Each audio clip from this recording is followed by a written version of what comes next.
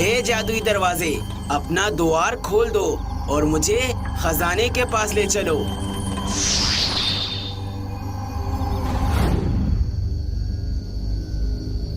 रामा के इतना कहते ही जादुई द्वार खुल जाता है।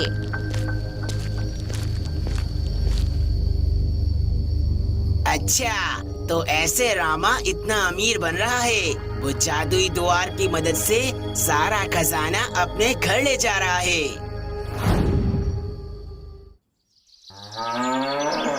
रामा एक मेहनती व्यक्ति था जो पूरा दिन मेहनत और लगन से अपनी दुकान पर काम किया करता था।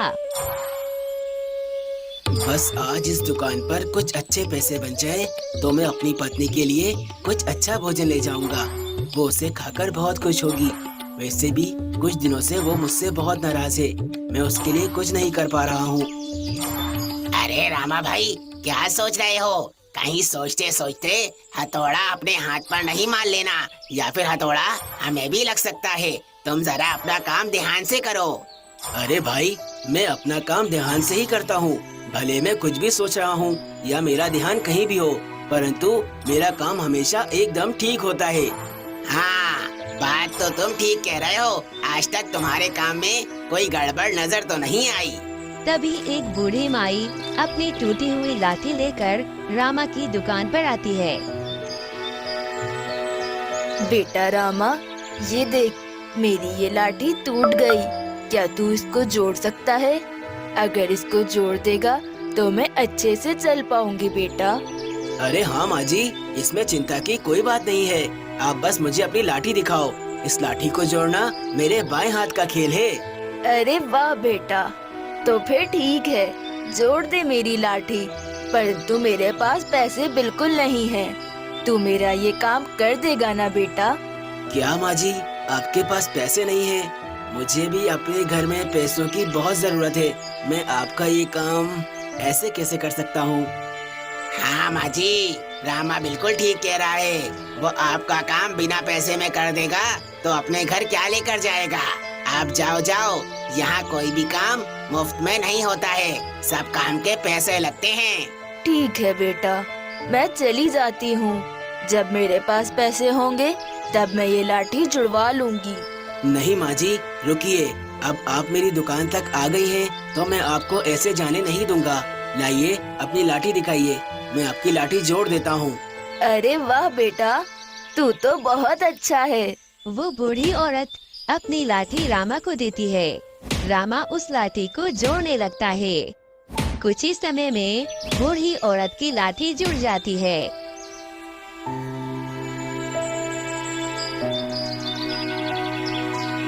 अरे वाह, ये तो बिल्कुल ठीक हो गई। तू बहुत अच्छा काम करता है। ऊपर वाला तेरा भला करे। माँ जी, अब ये लाठी कभी नहीं टूटेगी। इसे मैंने मजबूती से जोड़ा है। अब आप इसे अपने पास रख सकती हैं। रामा एक अच्छा इंसान था। वो गरीब तो था, परंतु उसका दिल बहुत बड़ा था। वो सबकी मदद किया करता था।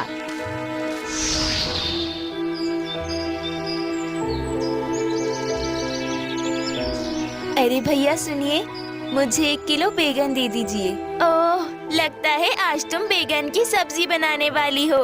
आज तो तुम्हारे घर में दावत होगी। अरे नहीं बहन, मेरे पति को बैगन की सब्जी बहुत पसंद है, इसीलिए आज मैं बैगन बना रही हूँ। अरे हाँ हाँ, जानती हूँ, तुम बस ये बैगन ही बना सकती हो। जी पारो बहन, आप सही कह रही हैं, परंतु आपने ये हार कहाँ से लिया? ये बहुत सुंदर है। ओह, ये हार, ये तो मुझे मेरे पति ने लाकर दिया है।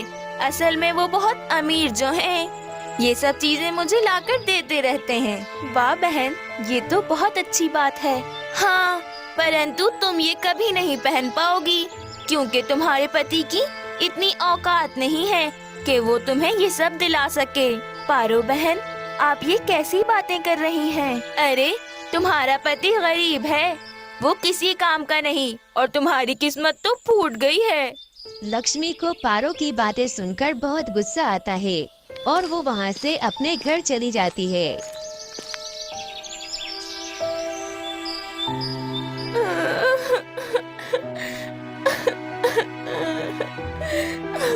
क्या हुआ लक्ष्मी, तुम ऐसे क्यों रो रही हो? क्या तुम्हें किसी ने कुछ कहा है? मुझे बताओ। हाँ जी, आज मैं सब्जी लेने गई थी। वहाँ पर पारो बहन ने सबके सामने मेरी बेइज्जती की। हमें बहुत बुरा भला बोला। अच्छा, पारो बहन, वो धनी राम की पत्नी। अरे लक्ष्मी, वो पति पत्नी सबके साथ ऐसा ही करते हैं। वो किसी से खुश नहीं होते और सबको बुरा भला कहते हैं। तुम उनकी बातों पर ध्यान मत दो। कैसे ध्यान नहीं दूं जी? वो आपको भी बुरा भला बोल रही थी और हमारी गरीबी का मजाक उड़ा रही थी। देखो लक्ष्मी, अगर कोई किसी के साथ बुरा करता है तो ऊपर वाला उसके साथ भी बुरा करता है। तुम चिंता मत करो, अब ऊपर वाला ही लक्ष्मी बहन को सबक सिखाएगा। हाँ जी, आप ठीक कह रहे हैं। अरे सुनो, तुम्हारा ध्यान कहाँ है? ये दरवाजा कब से यहाँ पड़ा है? इसे कब बेचकर आओगे? अरे तुम भी एक बात के पीछे ही पड़ जाती हो। जब मुझे समय मिलेगा मैं इस दरवाजे को उठाकर बेचकर आ जाऊंगा। तुम्हें हर बात के पीछे पड़ना जरूरी है क्या? मुझे नहीं पता। अभी के अभी इस दरवाजे को मेरे घर से लेकर जाओ, वरना मैं तुम्हें घर में घुसने नहीं दूंगी। ठीक है, मैं ये दरवाजा उठाकर अभी बेचकर आता हूँ। तुम गुस्सा क्यों हो रही हो? धनी राम उस दरवाजे को उठाकर अपने घर से निकल जाता है। पूरे गांव में एक ही बेवकूफ आदमी है जो इस खराब दरवाजे को खरीद सकता है, और वो है रामा। उसकी दुकान पर जाकर ही इस दरवाजे को उसे बेच देता हूँ और उसे बेवकूफ बनाकर कुछ पैसे भी ले लूंगा। ऐसा सोचकर धनी राम दरवाजे को लेकर रामा की दुकान पर पहुंचता है। अरे रामा, क्या तुम मुझसे ये दरवाजा खरीदोगे? ये एकदम नया दरवाजा है। मेरे घर में काफी समय से रखा हुआ था, तो मैंने सोचा इसे तुम्हें ही बेच देता हूँ। अरे धनीराम भाई, ये क्या कह रहे हो? ये दरवाजा तो देखने में ही सदियों पुराना लग रहा है और तुम इसे नया कह रहे हो। इसे तुमसे कोई भी नहीं खरीदेगा। अरे ऐसा नहीं कहो भाई, मैं बहुत उम्मीद लगाकर तुम्हारे पास आया हूँ। तुम ही मेरा ये दरवाजा खरीद सकते हो, क्योंकि कोई और तो इस दरवाजे को खरीदेगा नहीं।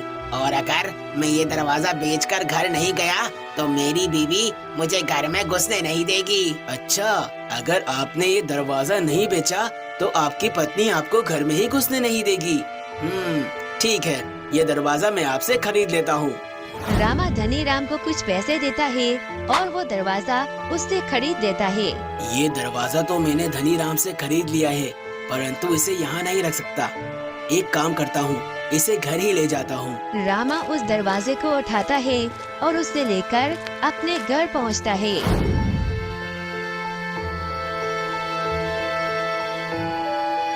अरे, आप ये इतना पुराना दरवाजा घर पर क्यों लेकर आ गए? अरे लक्ष्मी, ये दरवाजा मैंने धनी राम से लिया है। वो मेरे पीछे ही पड़ गया था, कह रहा था उसकी पत्नी उसे घर से निकाल देगी, तो मैंने ये दरवाजा उससे खरीद लिया। धनी राम ने आपको बेवकूफ बनाया है जी।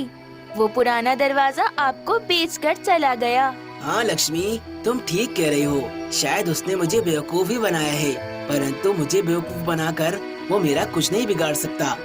वो दोनों अभी बातें कर रहे थे कि वे द्वार अचानक से खुल जाता है। वे द्वार बहुत चमक रहा था। ए जी, ये तो कोई साधारण दरवाजा नहीं लगता। ये तो कोई जादुई दरवाजा है। आप ये कहाँ से उठा कर ले आए? हाँ लक्ष्मी, तुम ठीक कह रही हो। ये तो वाकई में एक जादुई द्वार है।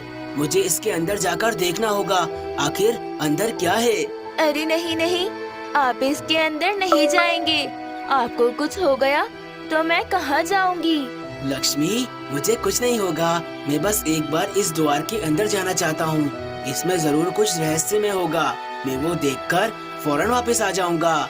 इतना कहकर रामा उस द्वार के अंदर चला जाता है। हे ऊपर वाले, इनकी रक्षा करना। रामा उस द्वार से बाहर आता है। वो एक गुफा थी। रामा के सामने बहुत सारा खजाना पड़ा हुआ था। वो उसे देखकर बहुत खुश होता है। अरे बाप रे, इतना सारा खजाना एक साथ। मैंने तो कभी नहीं देखा। ये जादुई द्वार तो बहुत कमाल का है। लगता है ऊपर वाले ने मेरी सुन ली।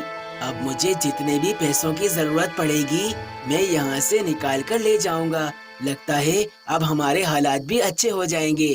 रामा वहाँ से कुछ सोने के सिक्के उठाता है और उन्हें घर ले आता है। ये देखो लक्ष्मी, मैं क्या लेकर आया हूँ। इतने सारे सोने के सिक्के। जानती हो वो जादुई द्वार कहाँ खुला था? एक गुफा के अंदर, जहाँ बहुत सारा खजाना है। अब जब भी हमें पैसों की जरूरत पड़ेगी हम जादुई द्वार से वहाँ से पैसे लेकर आ सकते हैं। अरे वाह, ये जादुई दरवाजा तो बहुत काम का है। अब हमें कोई मुश्किल नहीं होगी। अब सब कुछ ठीक हो जाएगा। हाँ लक्ष्मी, ऊपर वाले ने हमारी सुन ली है। परंतु हमें जितने पैसों की जरूरत होगी हम उतने पैसे ही निकालेंगे। हम इस खजाने को जाया नहीं करेंगे। हाँ जी, आप बिल्कुल ठीक कह रहे हैं। अब रामा रोज सुबह सुबह अपनी दुकान पर जाता और वहाँ पर मेहनत से काम करता। उसकी पत्नी लक्ष्मी घर में बहुत खुश थी। उन्हें जब भी पैसे चाहिए होते वे उस गुफा से थोड़े पैसे निकाल लेते। एक दिन रामा की पत्नी उस खजाने में से निकला हुआ हार पहन लेती है। पारो बहन मुझे बहुत गरीब बोल रही थी ना। अब उन्हें दिखाऊंगी मैं ये हार। पारो बहन ने हमारी बहुत बेइज्जती की थी ना। अब वो ये सब देखकर बहुत परेशान हो जाएंगी।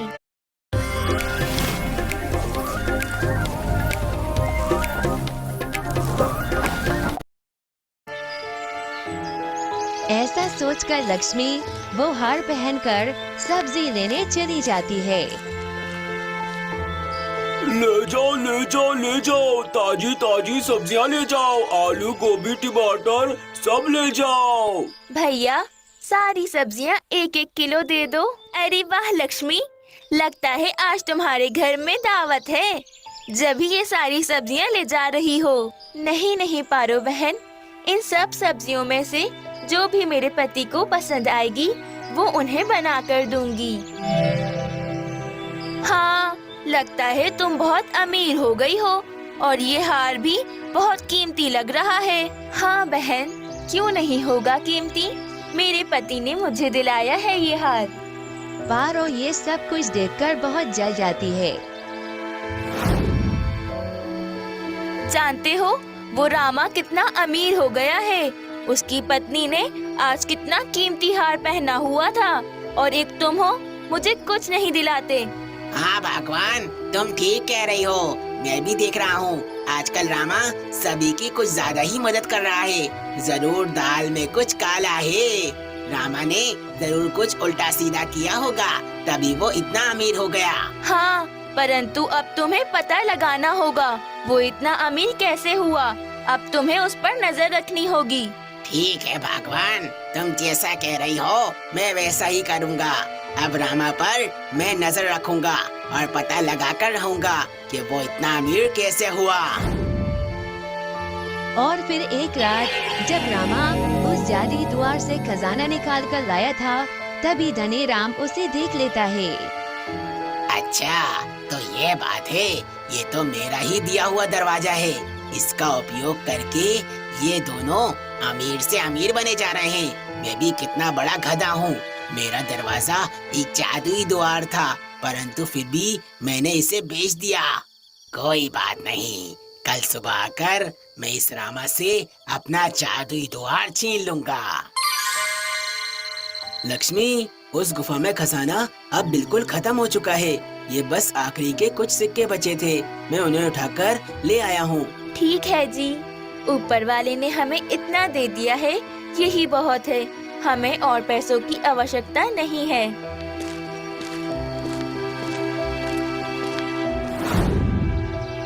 सुबह होते ही धनी राम और उसकी पत्नी पारो रामा के घर पर आ जाते हैं।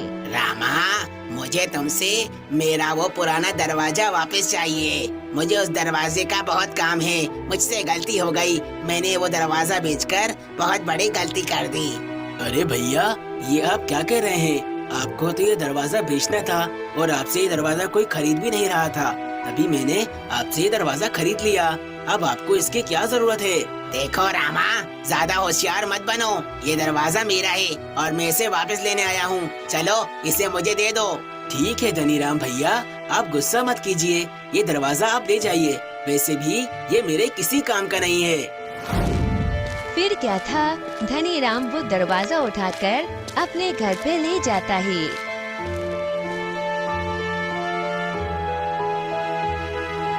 पारो, अब मैं इस द्वार के अंदर जा रहा हूँ और वो सारा का सारा खजाना मैं अब बाहर निकाल के ले आऊंगा। इतना कहकर धनीराम उस द्वार के अंदर जाता है। धनीराम उस गुफा में पहुंचता है, परंतु वहाँ तो बिल्कुल खजाना नहीं था। अरे बाप रे, लगता है वो रामा इस गुफा का सारा खजाना निकाल कर ले गया। उसने तो मेरे लिए एक सिक्का भी नहीं छोड़ा। अब यहाँ रुकने का कोई फायदा नहीं है, मुझे घर वापस जाना होगा। अरे ये क्या कह रहे हो? ऐसा कैसे हो सकता है? गुफा में बिल्कुल खजाना नहीं मिला। नहीं मिला भगवान, नहीं मिला। वो रामा उस गुफा से सारा का सारा खजाना निकाल कर ले गया। अरे अब हम क्या करेंगे? हमें भी खजाना चाहिए। एक काम करो, इस जादुई दरवाजे को किसी और खजाने वाली जगह पर खोल दो। अरे भगवान, ये तुम क्या कह रही हो? ऐसी कौन सी जगह हो सकती है जहाँ बहुत सारा खजाना हो और मैं वहाँ से खजाना लेकर आ जाऊँ? अरे एक जगह है ना, महाराज का राज खजाना। वहाँ इस दरवाजे को खोलो और खजाना ले आओ। अरे वाह भगवान, तुम्हारा दिमाग तो बहुत तेज चलता है। मैं ऐसा ही करता हूँ, महाराज के राज खजाने में इस द्वार को खोलता हूँ। तब धनीराम उस दरवाजे को आदेश देता है कि वो अपना द्वार महाराज के राज खजाने में खोल दे, और फिर उसकी मदद से धनीराम महाराज के राज खजाने में पहुंच जाता है। अरे बाप रे, यहाँ तो बहुत सारा खजाना है। लगता है पूरे गांव का खजाना महाराज अपने पास रख कर बैठे हैं। अब यहाँ से थोड़ा थोड़ा खजाना करके मैं सब अपने घर ले जाऊंगा और फिर मैं महाराज से भी अमीर हो जाऊंगा। धनीराम राज खजाने में से थोड़ा खजाना लेकर अपने घर पर आ जाता है। अरे ये क्या, बस इतना सा खजाना? तुम्हें तो राज खजाने से सारा खजाना लाना था ना। अरे भगवान, वहाँ बहुत सारा खजाना है, परंतु अगर एक साथ मैं सारा खजाना ले आया तो महाराज को शक हो जाएगा। अब रोज थोड़ा थोड़ा खजाना मैं वहाँ से लाऊंगा और महाराज को पता भी नहीं चलेगा। अरे हाँ मेरे धनीराम, तुम ठीक कह रहे हो। अब ऐसे उस द्वार की मदद से धनीराम रोज रोज राज खजाने में जाने लगा और वहाँ से थोड़ा थोड़ा खजाना अपने घर लाने लगा।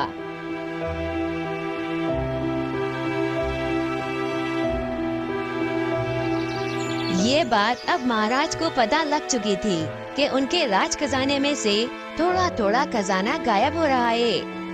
राजमंत्री जी, क्या आपको पता चला हमारे राज खजाने में से खजाना कौन गायब कर रहा है? आखिर वो कौन है?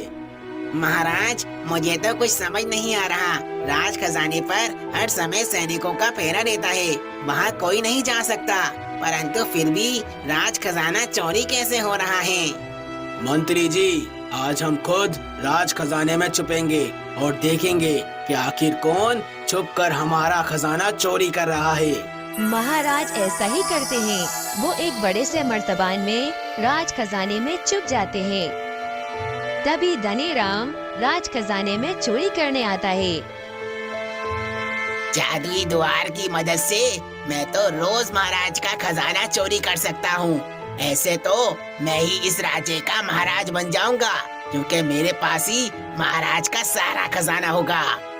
तभी महाराज धनीराम को देख लेते हैं और वो मर्तबान से बाहर आ जाते हैं।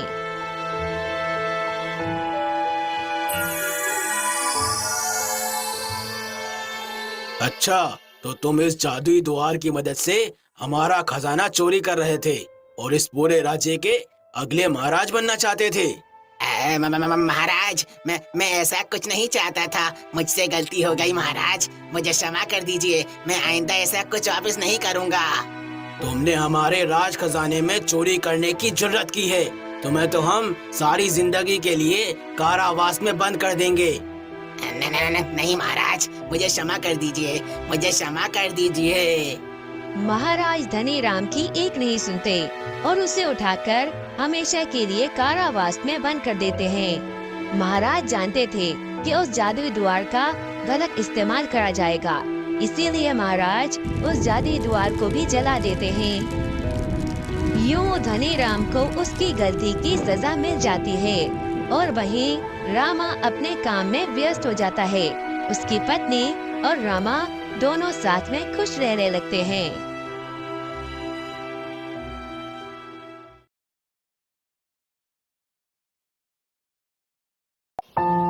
प्राचीन काल की बात है। दो राजा जो बचपन के मित्र थे, एक दिन महल में मिले। दोनों की आंखों में खुशी की चमक थी। अरे मित्र, ये कितने सौभाग्य की बात है कि हम दोनों ने एक साथ गुरुकुल में शिक्षा ली, एक साथ बड़े हुए और एक साथ अपने अपने राज्य के राजा बने। हाँ, और अब ये देखो कि हम दोनों एक ही दिन पिता भी बने हैं। हाँ, मेरे यहाँ पुत्र का जन्म हुआ और मेरे यहाँ पुत्री का। हाँ। दोनों राजाओं ने एक दूसरे की ओर देखा, मानो एक ही विचार दोनों के मन में कौंध गया हो।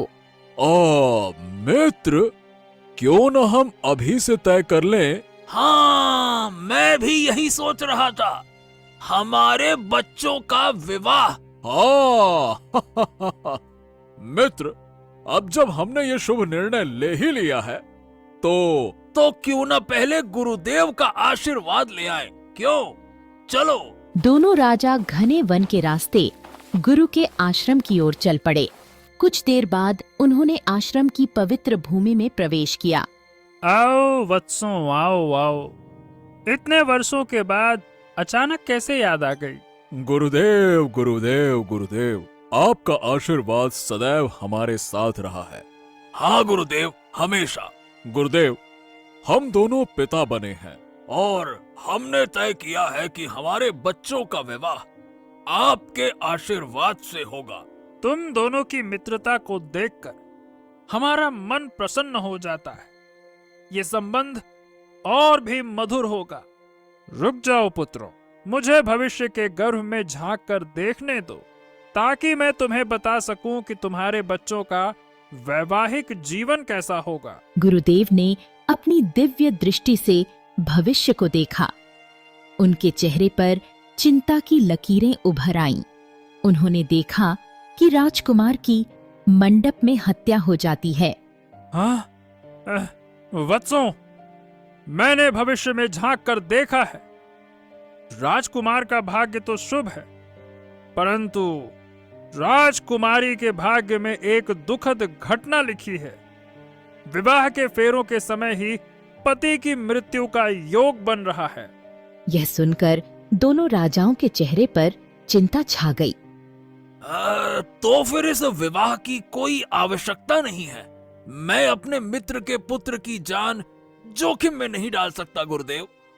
नहीं मित्र, मैंने एक बार वचन दे दिया तो दे दिया। ये विवाह होकर ही रहेगा। गुरुदेव, आप कृपया करके कोई उपाय बताइए। आप तो त्रिकालदर्शी हैं, कोई न कोई तो उपाय होगा ही। गुरुदेव वापस ध्यान में लीन हो गए। कुछ देर ध्यान करने के बाद गुरुदेव पुनः बोल पड़े। एक उपाय है। इन दोनों बच्चों को 20 वर्ष तक अलग अलग रहना होगा और इस दौरान आप दोनों राजाओं को भी अपने सभी संपर्क तोड़ने होंगे। दोनों राजा यह सुनकर दुखी हुए, पर गुरु की आज्ञा को शिरोधार्य करते हुए सहमत हो गए। समय पंख लगाकर उड़ता गया और 20 वर्ष बीत गए। 20 वर्ष पूरे होने पर राजकुमार के पिता गुरु के आश्रम पहुंचे। गुरुदेव गुरुदेव गुरुदेव, आज पूरे 20 वर्ष हो गए हैं गुरुदेव।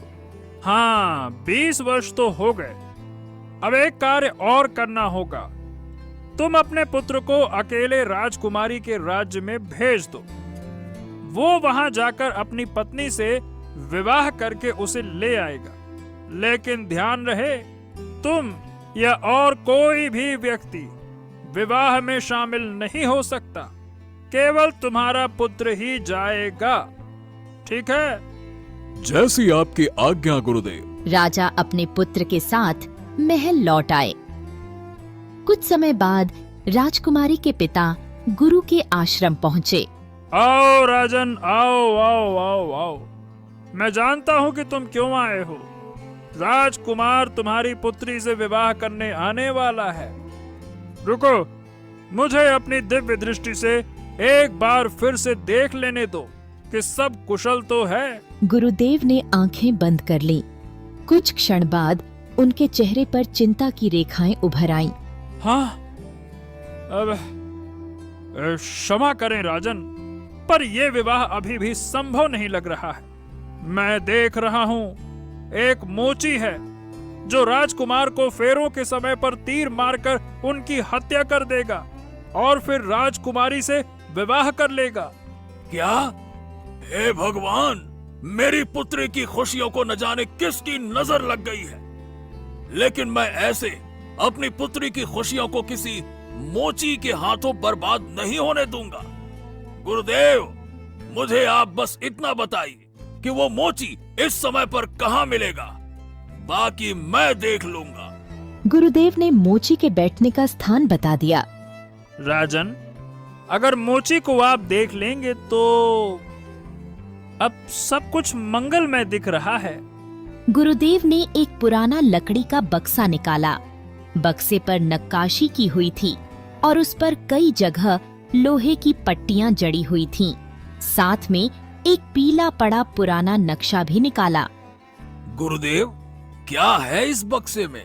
राजन, अगर राजकुमार इस बक्से को खोलने में कामयाब हो जाएं, तो पक्का उनका विवाह संपन्न होगा।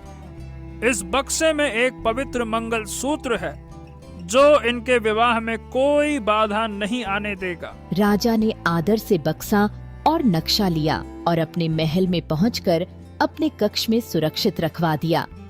लकड़ी का वह प्राचीन बक्सा अपने में कई राज छिपाए हुए था। हाँ, बस राजकुमार इस बक्से को खोल ले। अब उस मोची की बारी है जो मेरी बेटी की खुशियों में बाधा बनने वाला है।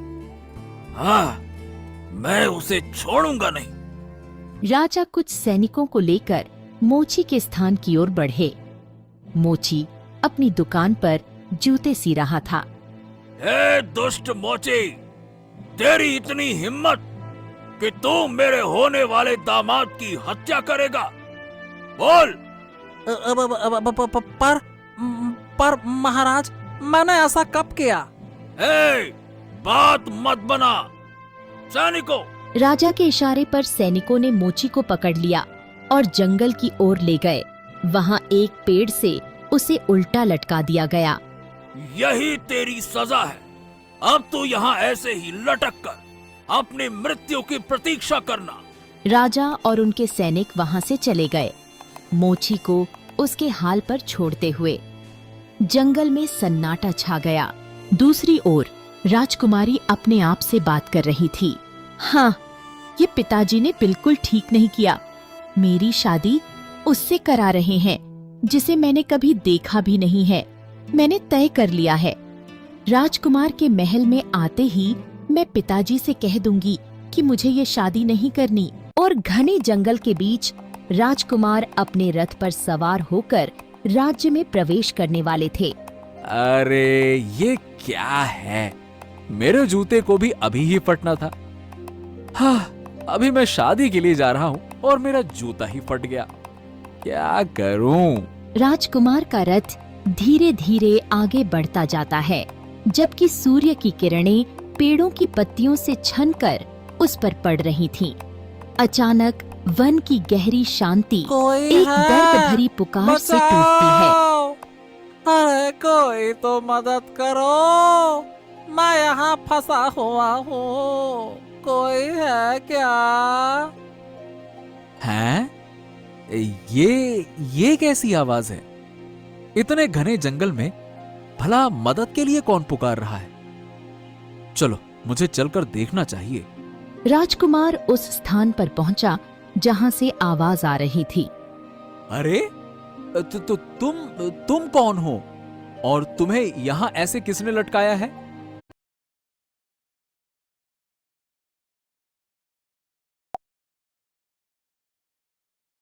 जो रब मिलिया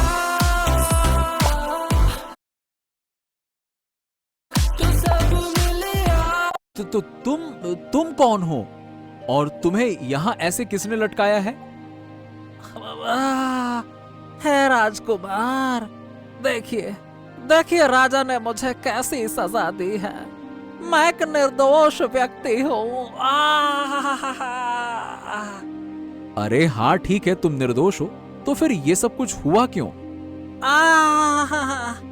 राजा को लगता है कि मैं उनके होने वाले दामाद की हत्या कर दूंगा, इसीलिए मुझे यहाँ उल्टा लटका दिया है।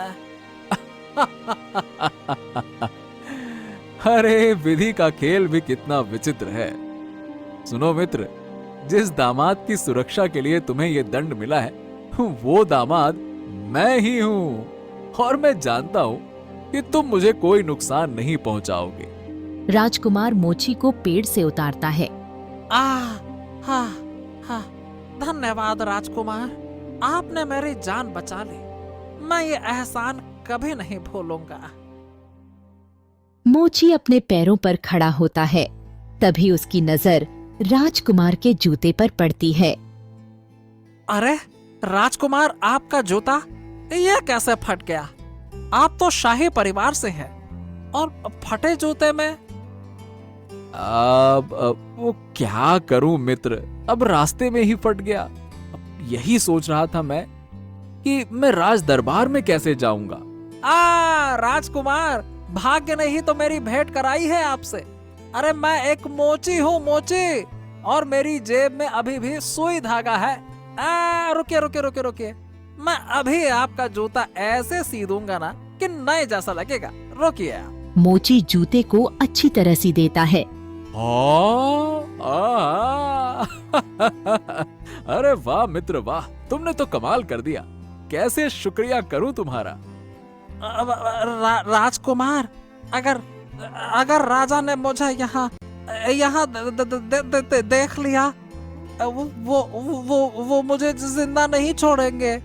राजकुमार, एक विनती है कि आप राजा को जाकर के समझाइए ना कि मुझे माफ कर दे।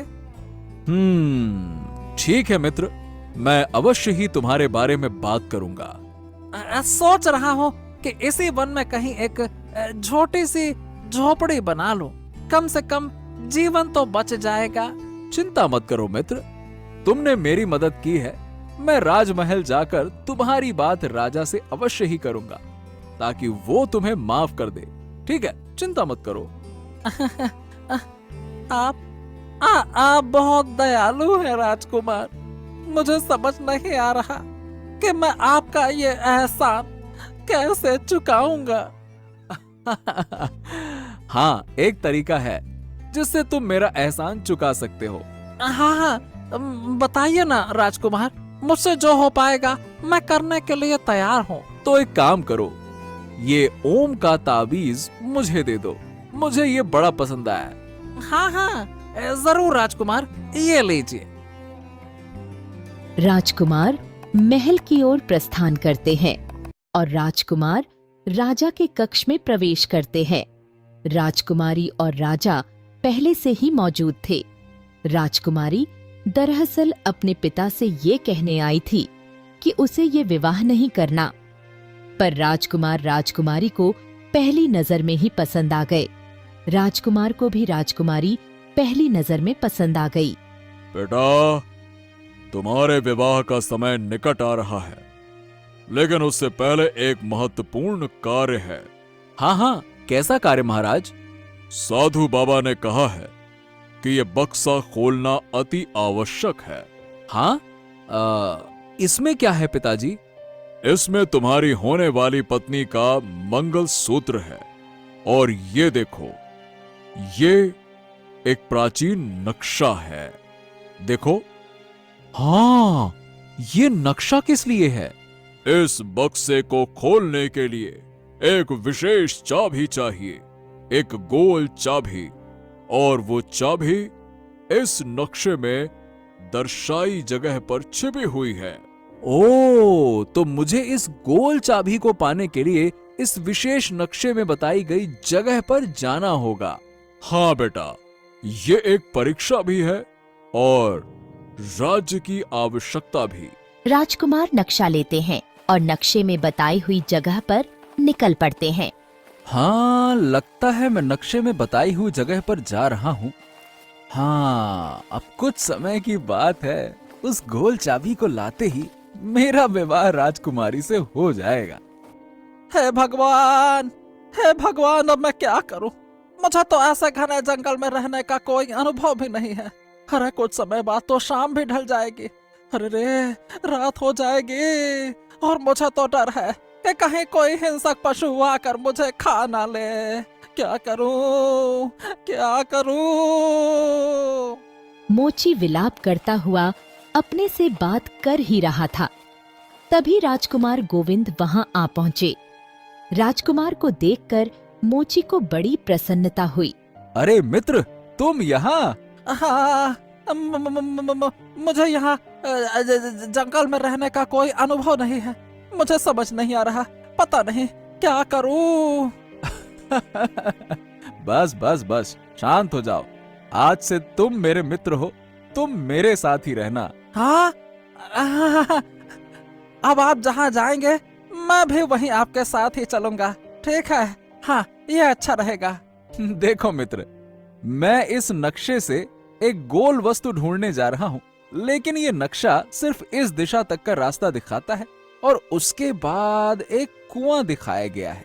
समझ नहीं आ रहा है। हाँ, मैंने थोड़ी ही दूर पर एक कुआं देखा है। उससे बड़ी ही अजीब सी आवाजें आ रही थी। हाँ, शायद हमें वहीं जाना है। अच्छा, अरे तो फिर देर किस बात की? चलो हम चलते हैं उस स्थान पर। दोनों मित्र उस रहस्यमयी कुएं की ओर चल पड़े, जहां से अजीब आवाजें आ रही थीं। बाप रे, कितनी विचित्र बात है। इस कुएं से ऐसी अजीब अजीब सी आवाजें आ सकती हैं। राजकुमार, मुझे कुछ अजीब सा लग रहा है। अब क्या आप सच में इसमें उतरना चाहते हैं? मित्र, नक्शे में भी यही कुआं दिखाया गया है। मुझे लगता है कि ये कोई साधारण कुआं नहीं है। इसके नीचे जरूर कुछ न कुछ तो है। पर राजकुमार, अगर ये बहुत गहरा हुआ तो? हाँ, घबराओ मत मित्र।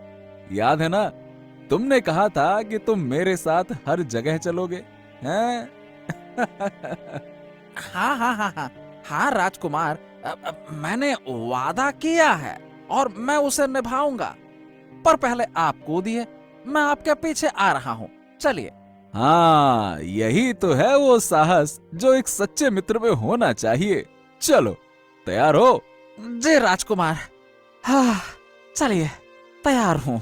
दोनों ने एक आखिरी बार एक दूसरे को देखा और फिर राजकुमार ने कुएं में छलांग लगा दी। मोची ने भी बिना देर किए अपने मित्र का अनुसरण किया। कुछ पल की अंधेरी यात्रा के बाद वे एक अद्भुत नए लोक में पहुंच गए, जो कि पृथ्वी लोक से बहुत अलग था। अचानक दो सैनिक उनके सामने प्रकट हुए। ए, तुम धरती लोक से आए हुए मालूम होते हो। चलो, हमारे राजा के पास चलो, चलो। दोनों सैनिक राजकुमार और मोची को एक भव्य महल में ले गए, जहां एक तेजस्वी राजा अपने सिंहासन पर विराजमान थे। तुम यहाँ क्यों आए हो? महाराज, मैं एक राजकुमारी से विवाह करने वाला हूँ। उनके पिता ने एक शर्त रखी है कि मुझे एक विशेष गोल चाबी लानी होगी। उसी चाबी की खोज में यहाँ तक आया हूँ और कुएं में कूदकर आपके राज्य में पहुंच गया। वो गोल वस्तु मेरे पास है, पर ये कोई साधारण चाबी नहीं है। ये एक मायावी राक्षस की है जो अभी अभी मेरी बेटी को उठा ले गया है। भागते समय ये उससे गिर गई थी और मैंने उसे अपने पास रख लिया। मैं तुम्हें ये चाबी दे दूंगा, लेकिन एक शर्त पर। तुम्हें मेरी बेटी को उस राक्षस से बचाकर लाना होगा। महाराज, आप निश्चिंत रहें। मैं और मेरा मित्र आपकी राजकुमारी को जरूर बचाएंगे। हाँ राजकुमार, हम दोनों मिलकर जरूर सफल होंगे। चलिए। दोनों मित्र राजकुमारी को बचाने निकल पड़े। उनके सामने एक नई खतरनाक चुनौती थी, पर दोनों मित्रों के मन में साहस और विश्वास था। बचाओ!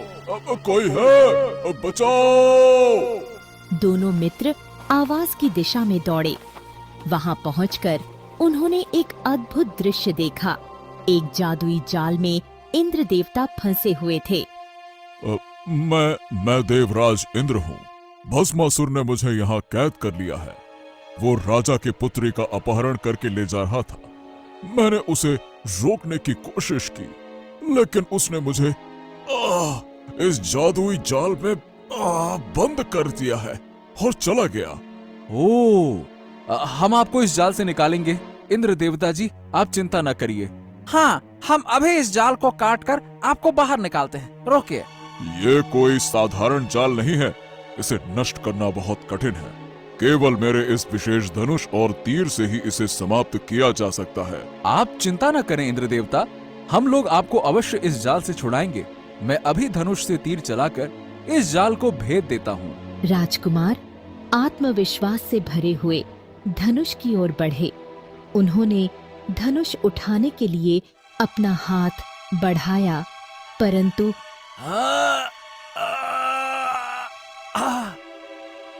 हाँ, हे भगवान, ये धनुष उठ क्यों नहीं रहा है?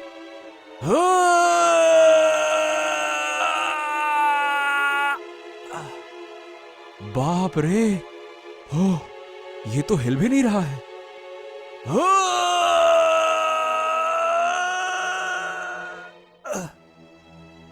इंद्र देवता, मैंने अपनी पूरी ताकत से इस धनुष को उठाने का प्रयास किया, पर ये तो हिला तक नहीं।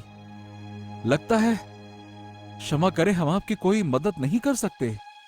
चलो मित्र, समय बीता जा रहा है, हमें अब चलना चाहिए। इस धनुष को वही उठा सकता है जो महापराक्रमी और साफ मन का पुरुष हो। मुझसे नहीं उठा तो भला अब ये किससे उठेगा? चलो भाई, अब हमें आगे चलना चाहिए। क्यों ना गोविंद को एक मौका दिया जाए। मेरा मित्र, अरे ये तो टोह का एक साधारण सा मोची है। मुझे नहीं लगता कि ये धनुष उठा पाएगा। हाँ तो ठीक है, एक बार प्रयास करने में क्या हर्ज है। हाँ हाँ ठीक है, अब आप एक बार कहते हैं तो प्रयास कर लिया जाए। चलो मित्र, एक बार प्रयास कर लेते हैं। गोविंद के चेहरे पर न तो घमंड था, न ही कोई दिखावा। जैसे ही उसने धनुष को छुआ, एक चमत्कार हो गया। धनुष जैसे स्वयं ही उसके हाथों में आ गया। सभी के चेहरों पर आश्चर्य की लहर दौड़ गई। हाँ, तुम्हारे अंदर वो काबिलियत है, तुम इस जाल को काट सकते हो। इन तीरों को चलाकर इस जाल को नष्ट कर दो गोविंद। मोची ने तीर चलाया, जिसके बाद वो जाल नष्ट हो गया और इंद्रदेव आजाद हो गए। वाह वाह वाह वाह वाह वाह, तुम हो सच्चे वीर। तुमने अपनी योग्यता साबित कर दी। बहुत अच्छे। मैं तुम्हें ये धनुष और तीर देता हूँ। इस धनुष से चलाए गए तीर से उस भस्मासुर की मृत्यु हो जाएगी। दरअसल वो मुझसे वरदान ले बैठा है कि वो सिर्फ मेरे तीर धनुष से ही मर सकता है, और उस तीर को मैं अपने हाथों से नहीं चला सकता। इसीलिए ये संकट आ गया है। गोविंद और राजकुमार इंद्र देवता से आज्ञा लेकर आगे बढ़े और आखिरकार भस्मासुर की गुफा में प्रवेश किया। अब तुम मेरे वश में हो। जल्द ही तुम मेरी रानी बन जाओगी। तुमने बहुत बड़ी भूल की है भस्मासुर। मैं कभी भी तुम्हारी रानी नहीं बनूंगी। तू क्या कर सकती है? मुझे मारना असंभव है। हर वरदान की काट होती है। मुझे पूरा भरोसा है कि तुझ जैसे असुर का संहार करने के लिए किसी न किसी रूप में नारायण अवश्य ही आएंगे। वाह, ये क्या कर रही है तू? तभी उस जगह राजकुमार और मोची आ पहुँचे। हे दुष्ट, तूने एक स्त्री का अपहरण कर ये अच्छा नहीं किया। अब तेरी मृत्यु निश्चित है। मेरी मृत्यु सिर्फ इंद्रदेव के धनुष और बाण से ही हो सकती है, और इंद्रदेव तो स्वयं मेरा वध नहीं कर सकता। इस पृथ्वी में किसी में भी इतना सामर्थ्य नहीं कि इंद्र का धनुष उठा सके। यानी मैं अमर हो चुका हूं।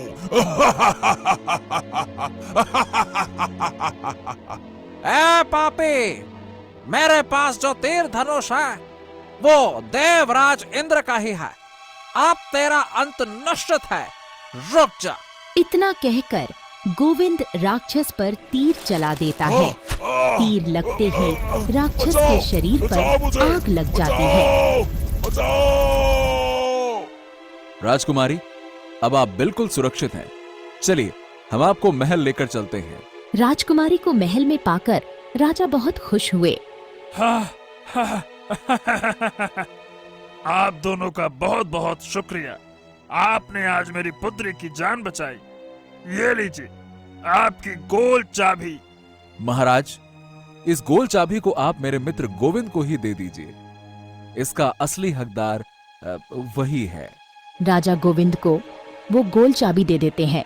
राजकुमार और वो मोची राजमहल आते हैं। राजकुमार के साथ उस मोची को देखकर राजा अत्यंत क्रोधित हो उठते हैं। हैं? हे दुष्ट, तेरी इतनी हिम्मत! तू उस रस्सी से बाहर कैसे निकला और मेरे दामाद के साथ क्या कर रहा है? रुक, तुझे मैं अभी मौत के घाट उतार देता हूँ। शांत शांत शांत शांत हो जाइए महाराज, शांत हो जाइए। इसमें इस बेचारे की कोई गलती नहीं है। देखा जाए तो जब से मैं आपके राज्य की सीमा में प्रवेश हुआ हूँ, मेरे इस मित्र ने मेरी हर रूप से बहुत सहायता की है। और तो और, ये गोल चाबी लाना सिर्फ मेरे मित्र गोविंद के लिए ही संभव हो पाया है। जी महाराज। अच्छा, क्या बात है? ऐसा क्या है इस साधारण से मोची में? अब वो तो मुझे नहीं पता। अब आपकी आज्ञा हो तो क्या हम उस बक्से को खोलें? हाँ हाँ, जल्दी करिए, शादी का मुहूर्त निकला जा रहा है। मित्र, मैं चाहता हूँ कि तुम वो गोल चाबी अपने हाथों से उस बक्से पर लगाओ। ये बात सुनकर राजा को बड़ा क्रोध आया, पर उन्होंने राजकुमार को कुछ बोलने का साहस नहीं किया। मोची ने उस बक्से को खोल दिया।